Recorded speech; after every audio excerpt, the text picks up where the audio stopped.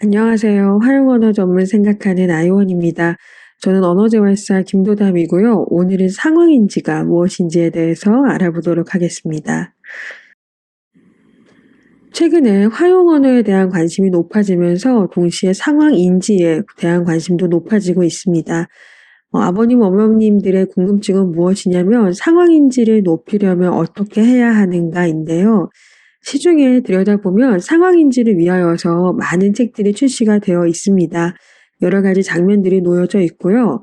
어떠한 장면인지 해석하고 또 주인공 아이가 어떠한 말을 해야 하는지 고르기도 하고 쓰기도 할 수 있습니다. 그런데 중요한 지점은 아이가 그림 이외에도 대상을 인지할 수 있어야 한다는 포인트입니다.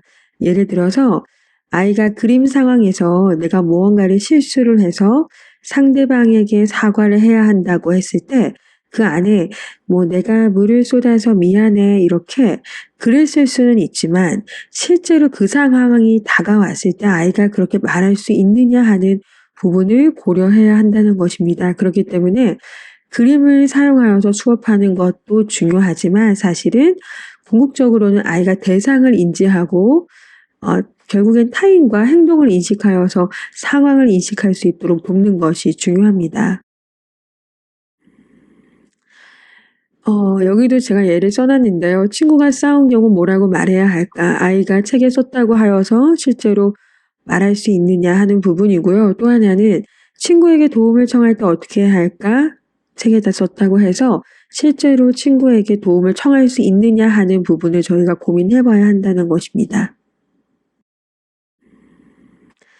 그래서 이 상황인지 수업은 어떻게 진행이 되냐면요. 치료사 자체가 대상이 되어서 어떠한 사건을 만들기도 합니다. 예를 들어 제가 살짝 물을 쏟아서 뭔가 피해를 주는 상황을 유발을 시키든지 그렇게 한 후에 그 상황을 분석하기도 하고요. 또는 아이가 겪은 일에 대해서 좀 세밀하게 분석할 수 있어야 합니다. 예를 들어 드리자면 아이가 친구가 싸웠다고 해요.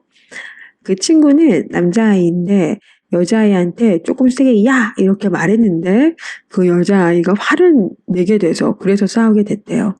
그럼 이제 이런 것부터 가르쳐야 하는 거죠. 남녀에 따른 차이가 좀 있을 수 있다. 남자아이들 같은 경우에는 친하면 야, 너 할 수 있지만 여자아이들 같은 경우엔 그런 것들이 되게 불쾌해하고 싫어할 수 있기 때문에 조심해야 한다.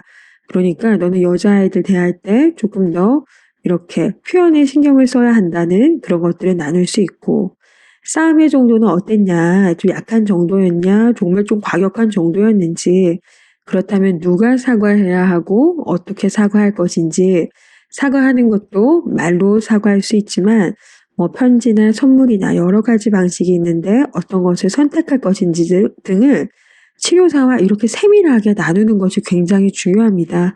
또 사과할 때 비언어적인 요소들이 중요한데 진심으로 사과하려면 어떤 말투를 써야 하는지 이런 것들에 대해서 이 상황 인지를 가르치는 그 치료사, 재활사 혹은 선생님이 분석할 수 있느냐가 굉장히 중요합니다. 왜냐하면 아이가 이러한 데이터들이 여러 가지가 쌓여야 실제로 어떠한 상황을 맞닥뜨렸을 때 그 축적된 데이터를 통해서 조금이나마 해결할 수 있기 때문인데요. 그래서 누가 가르칠 수 있냐고 이렇게 물어보신다면 언어재활사, 인지치료사 모두 가르칠 수 있는데 중요한 것은 누가 가르치냐보다 상황인지와 상황 언어가 무엇인지를 알고 있는 선생님이 가르치는 것이 중요하다는 것입니다. 여기 실제로 보시면 그림 자료 이외에도 재활사가 직접 대상이 되어서 아동에게 자극을 제공할 수 있느냐가 중요하다는 것이죠. 실제 상황, 그러니까 어떠한 사건을 실제로 만들어내서 아이가 대응하게 하고 그 대응에 대해서 같이 분석하고 더 좋은 단계로 발전시키게 할 수 있느냐, 또는 이 재현이라는 것은요, 아이가 겪었던 일들을 다시 한번 복기해서 그 모든 여러 가지 변이들에 대해서 함께 나누고 해결 방안을 모색해 볼 수 있느냐는 것입니다. 그렇기 때문에 치료사, 재활사는 아동에게 일어난 상황을 분석해서 수업으로 접근을 해야 되고요. 그렇기 때문에 부모님들과 굉장히 긴밀하게 소통해야 합니다. 결론적으로는요. 상황인지와 활용 언어는 같은 맥락 가운데 있습니다. 활용 언어에서도 자기를 인지하고 타인을 인지하고 상황을 인지하는 것에 대해서 굉장히 중요하게 다루는데요. 그렇기 때문에 한 맥락 가운데 있고 수업이 아이의 생활과 굉장히 맞닿아 있어서 기능적이어야 합니다.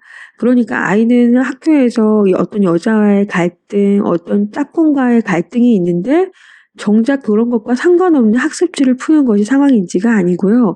아이의 생활과 맞닿아 있어야 합니다. 또한 아이와 함께 언어적으로 문제 해결, 추측 등의 상위 언어적 과제를 이렇게 아이에게 시도하고 가르칠 수 있는 선생님이 또 있어야겠죠. 그리고 또한 선생님들은 아이가 이 상황인식의 어려운 근거가 어디에서 오는지 분석할 수 있어야 합니다.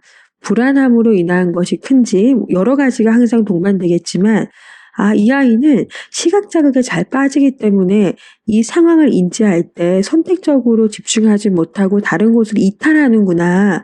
그러면 이 친구에게 시각적으로 선택적으로 이렇게 집중하는 연습을 시켜야겠다든지 이 친구는 시선은 유지가 되는데 청지각 이해가 약하구나. 문장이 조금 길어지면 이해를 못하기 때문에 친구들 사이에 끼지를 못하는구나. 이러한 아이가 이 어려운 상황인식의 어려운 근거가 무엇인지를 치료사가 체크하고 분석할 수 있어야 한다는 것입니다. 그렇기 때문에 상황인지 수업은요. 절대로 그림, 자료나 학습지로만 이루어질 수 있는 것이 아닙니다. 그 2차원적인 평면에 있는 것을 3차원으로 세워서 그것들을 분석하고 함께 해결하고 또한 있었던 일들을 함께 또 이야기해보는 것이 중요하다고 할 수 있겠습니다. 최근에 활용 언어 때문에 상담을 오시고 수업을 진행하면서 상황인지에 대해서도 많이 물어보셔서 이렇게 영상을 준비하게 되었습니다. 작게나마 도움이 되셨으면 좋겠습니다. 더 나아가서 상황인지와 또 활용 언어에 대하여서 궁금한 점이 있으시면 댓글로 남겨주시기를 바랍니다. 오늘도 긴 영상 시청해 주셔서 감사하고요. 모두들 좋은 하루 되시기를 바랍니다. 감사합니다.